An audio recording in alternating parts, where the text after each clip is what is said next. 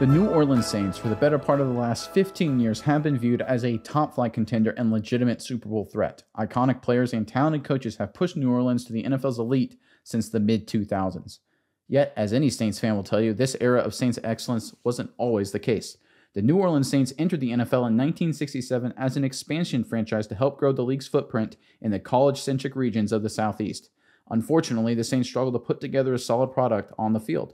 Despite a solid collection of star players, such as Archie Manning and Wes Chandler, and Hall of Fame coaching, Hank Stram, the Saints were absolutely abysmal. It took the Saints 20 years to achieve their first winning season. It wasn't until Jim Morris Sr. arrived as head coach that the Saints made their first playoff appearances in the late 80s and early 90s, and while the Saints had finally reached a certain amount of relevance, they still were unable to achieve any playoff victories. It wasn't until the arrival of new head coach Jim Haslett in the year 2000 that the Saints finally found postseason success. The Saints shocked many observers by winning the NFC Central title that season, and then followed up that accomplishment by upsetting the defending Super Bowl champion St. Louis Rams, the greatest show on turf, to capture the franchise's elusive first playoff victory. Sustained success had still not arrived, however, as the Saints were eliminated the following weekend and would go on to miss the playoffs each of the next 4 years. 2005 would prove to be a trying time for Saints fans, not because of the results in the win and loss column, but because of a force far greater. By late August 2005, the city of New Orleans and the entire Mississippi River Delta area was facing the cataclysmic storm named Hurricane Katrina. This Category 5 hurricane made landfall on New Orleans early August 29, 2005. The effects were immediate and devastating. Approximately 80% of the entire city of New Orleans was flooded as a result of destroyed levees due to the storm. The Louisiana Superdome, the prized home of the New Orleans Saints and the venue of multiple Super Bowls, now served a new purpose: the evacuation site for stranded people whose homes were devastated by the storm. The Saints were faced with daunting odds that no franchise had ever experienced. They found a way to power through an emotional Week 1 victory over the Carolina Panthers, but the wheels fell off after a farcical home game played in New York City against the Giants in Week 2. The Saints lost 27-10 and would begin a season full of insecurity and wandering. The Saints played other home games in the Alamo Dome in San Antonio and in LSU's Tiger Stadium in Baton Rouge. The Saints often were forced to practice in high school gyms and practice fields, and team facilities were sometimes temporary tents set up in parking lots. This far cry from the sleek and advanced facilities NFL franchises are known for put the Saints at an obvious disadvantage. They limped to a 3-13 season, and head coach Jim Haslett was fired. While no one could blame Haslett, or any Saint for that matter, for the troubles of 2005, it was clear that the Saints needed a reset, and did they find one? Sean Payton was considered one of the smartest young offensive minds in the game halfway through the first decade of the new millennium. He had worked under legendary head coach Bill Parcells in Dallas, and Parcells was reportedly so impressed with Payton that he named him an assistant head coach, an honor that had been bestowed prior only to all-time greats like Bill Belichick. Payton was so competent that Parcells and Cowboys owner Jerry Jones handed out promotions and annual raises with the hopes of keeping him on board. Payton had been instrumental in the Cowboys signing undrafted free agent Tony Romo, and many in the Cowboys brass thought the combination of Romo and Payton was the future of the franchise. Fortunately for Saints fans, Parcells was a year late in handing over the keys to Romo and Big D. Instead, New Orleans was able to lure the young and talented Payton as their next head coach to undertake one of the more daunting rebuilds in modern NFL history. Payton's first order of business was to find his franchise quarterback. He had missed out on heading up Tony Romo's career, but he quickly turned his attention to another smallish, underappreciated signal caller who also wore number 9. No one hated Drew Brees. Then again, no one loved him either. The second-round pick out of Purdue was perfectly average. He found a way to win the starting job for the San Diego Chargers heading into the 2002 season, his second year in the league.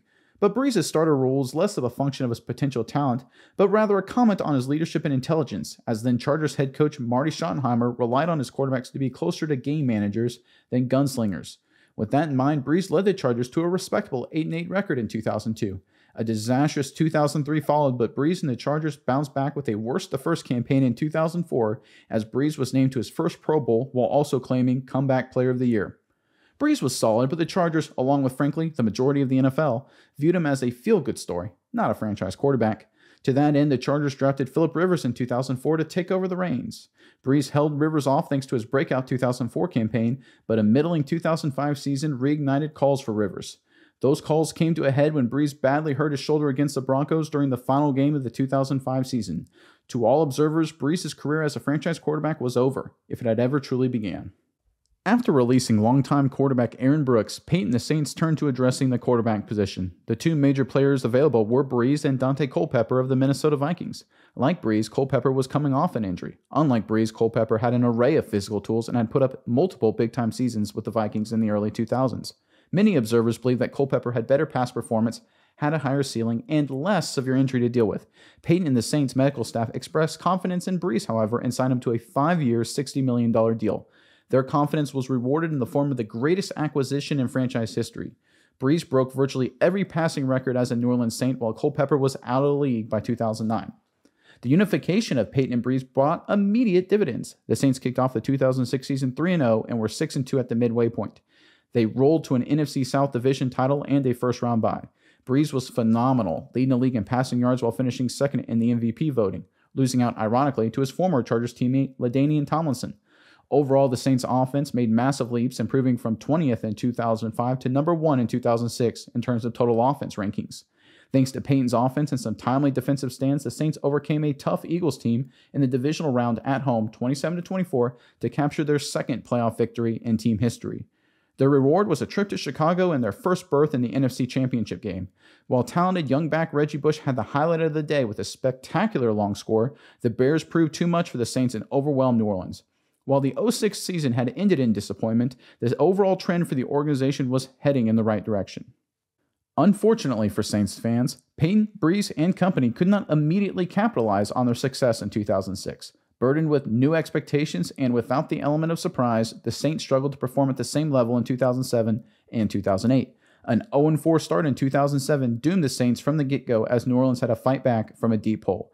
Peyton steered the Saints to a 7-7 record with 2 games left while the Saints were still alive for the postseason, but back-to-back losses signaled an early end to the 2007 campaign for New Orleans. The Saints avoided a rough start in 2008, but this time struggled to find consistency, with its longest winning streak of the season limited to only 2 games. While the Saints improved off their 2007 effort, they still missed out on the playoffs by finishing last in a brutal NFC South. Brees and Peyton could not be blamed for the consecutive disappointing seasons. The Saints offense finished 4th in 2007 and 1st in 2008, while Brees put up elite numbers, including an eye-popping 5,069 passing yards in 2008.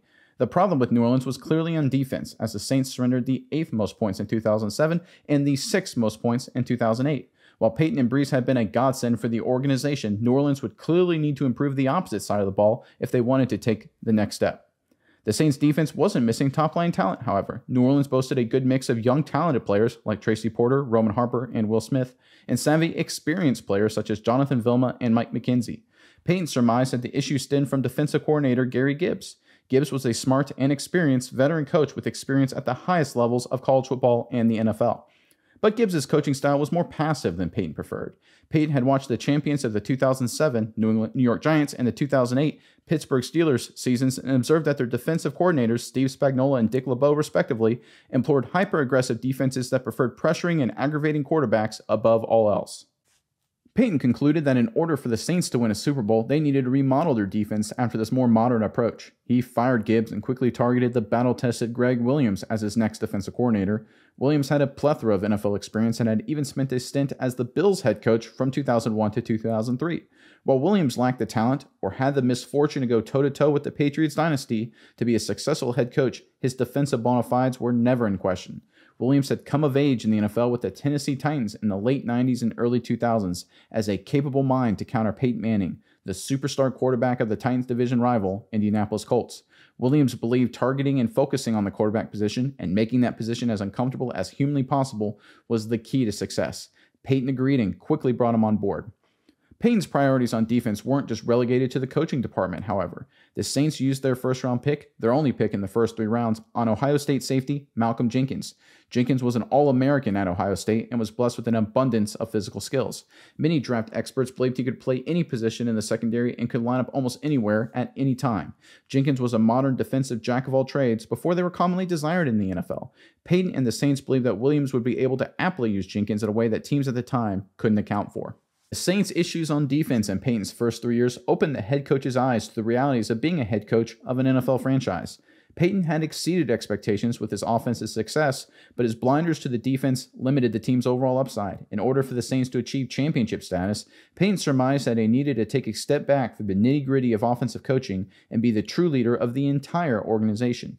To that end, the Saints hired a new offensive coordinator, Pete Carmichael, to allow Peyton to step away from the day-to-day managing of the offense and to focus on the team as a whole. While the offense was clearly still Peyton's and he had the final say in game planning and play calling, his removal from the finer points of coaching gave New Orleans the overall executive leadership it had been missing. After a strong training camp prior to the 2009 campaign, the feeling around the Saints that a return to the playoffs was likely. The Saints launched into the 2009 season with a bang, opening with a 45-27 shellacking of the Detroit Lions at home. New Orleans then trounced the Eagles 48-22 for their first road win of the season, spoiling Philadelphia quarterback Kevin Kolb's first NFL start. Back-to-back slugfests against the Jets and Bills pushed the Saints to 4-0 heading into their bye. The balance of the team through the opening quarter of the season was proof that Peyton's offseason strategy was paying off. 2 of the wins were on the strength of Brees and the offense, while the other 2 were on the back of Williams' revamped defense. New Orleans didn't miss a beat after the bye as they rolled through the schedule with relative ease. The Saints didn't face their first one-score outcome until Week 8, a 35-27 home victory over the division rival Atlanta Falcons. No team appeared able to challenge New Orleans as they picked up impressive win after impressive win. St. Louis pushed the team slightly, but the Saints once again held on to remain unbeaten. After thrashing a terrible Buccaneers team 38-7, the Saints moved to 10-0 and into a tie as the team with the best record in football. Yet, despite being unbeaten, many in the league did not view the Saints as a legitimate title contender. The doubters argued that the Saints had only played 2 quality teams, the Eagles and Jets, and had needed 2 defensive scores at home to handle New York, and the Eagles were without their starting quarterback in that matchup. The Saints were clearly talented and explosive, but they lacked a championship medal or experience that was highly touted. Enter the New England Patriots, a team shortly removed from one of the greatest seasons in NFL history. Although the Patriots were not the same as that 2007 team, they were still battle-tested and by all accounts a serious contender in the AFC. The Saints and the Patriots were now set to meet in the Superdome under the bright lights of primetime Monday Night Football. This would put the Saints to the test against a truly strong opponent under the most visible of circumstances. The Patriots won the toss and deferred to the Saints, who would then receive the opening kickoff. This was the Saints' opportunity to start off hot and show the world what they were capable of. Brees started off with a monster pass to Devery Henderson for 33 yards, but was then stymied for multiple short gains. Ultimately, the Saints had to settle for a field goal on their first drive. Brady and the Patriots answered with a long and methodical 14-play drive, which was capped off by a touchdown run from Lawrence Maroney. The Saints' offense returned to the field and were forced to punt with 1:28 left in the first quarter. Some would now begin to think that the Saints were overhyped and could not handle an elite opponent like the Patriots. As Tom Brady sauntered back onto the field, we can only imagine that Saints fans were really disappointed by the outlook so far.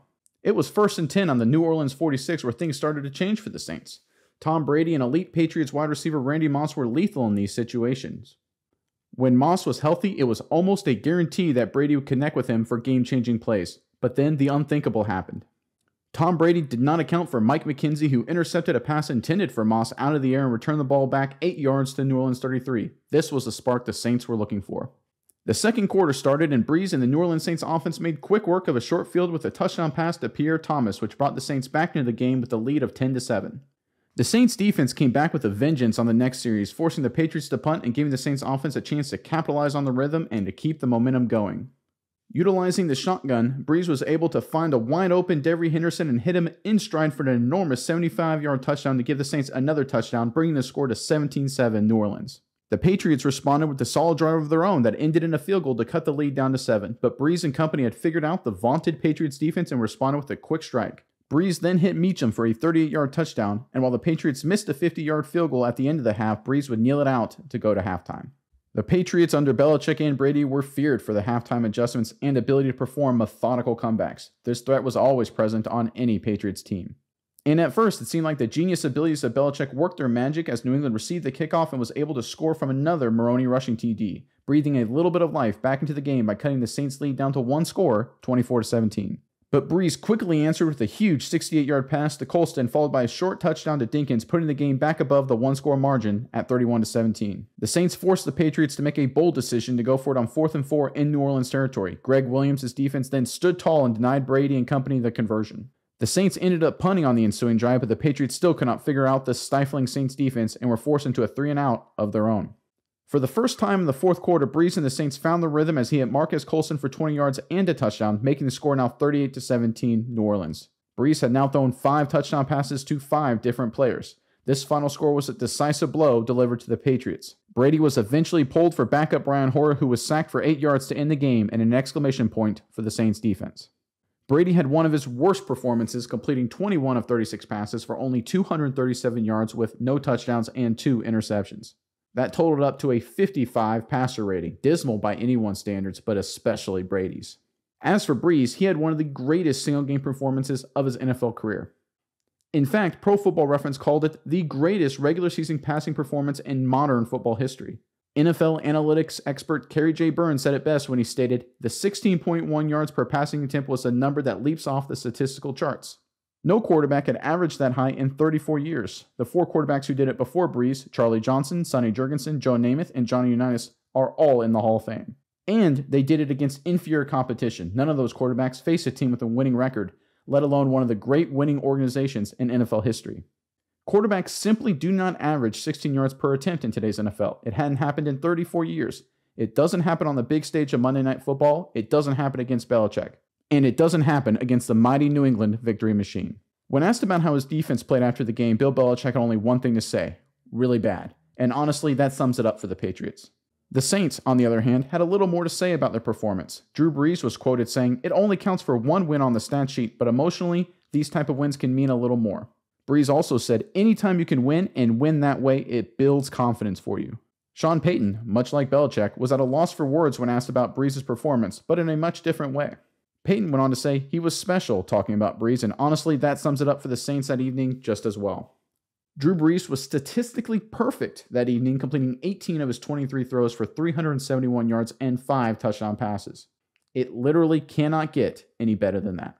While everybody remembers the Saints won the Super Bowl that season, some people forget that up until this game, pundits largely doubted the Saints' ability to go all the way, even though they were undefeated at the time. The Saints would go on to win their next 2 games, which wrapped up home field advantage, and they finished the season with a record of 13-3. The Saints would then run through the NFC playoffs and eventually become NFC champions, setting up a matchup against the Indianapolis Colts, the best team the AFC had to offer, in Super Bowl 44. Many people remember the onside kick against the Colts in the Super Bowl, or the Tracy Porter game-clinching pick 6. Many also remember the famous scene with Brees and his young son on the podium looking at all the confetti. But as for the moment that gave the Saints their confidence to win it all, that can be traced back to one Monday Night Football game against the Patriots in Week 12. The night the New Orleans Saints burst onto the NFL scene and sent the entire NFL world a powerful message. The era of the New Orleans Saints had arrived.